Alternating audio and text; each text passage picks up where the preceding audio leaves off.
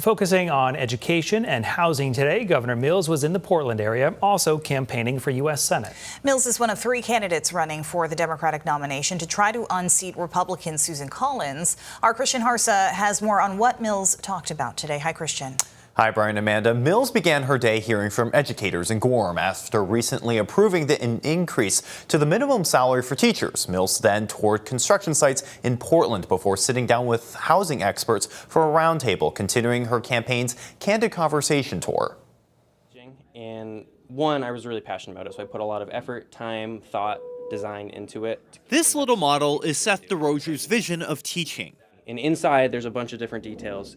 His vision, however, is not what comes first to mind. The number one thing people talk about when you talk about becoming a teacher is the pay. That pay starts on average at $44,000 in Maine, according to the National Education Association.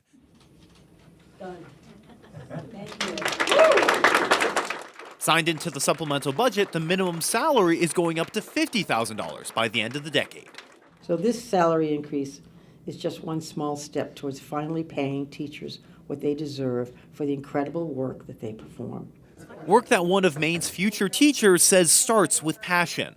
This just makes it that much easier to attain that. This all was perfect. The governor's day continued in Portland, where she talked housing, touring local construction sites. Affordable housing made sense to us.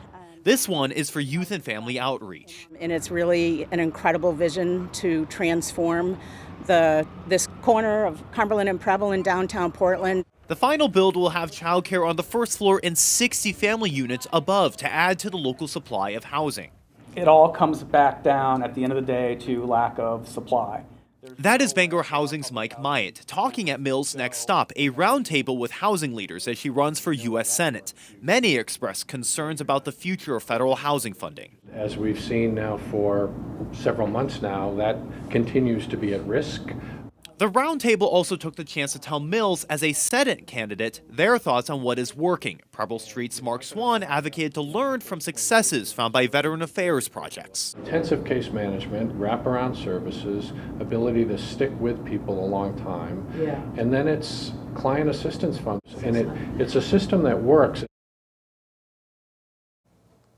Mills' U.S. Senate platform prioritizes tax credits for renters, first-time homebuyers, middle-class homebuyers, and working families. David Costello has similar priorities in his platform, and front-runner Graham Plattner wants to federally support home building and buying, while also preventing hedge funds from buying up properties. In the studio, Christian Harsa, News Center, Maine.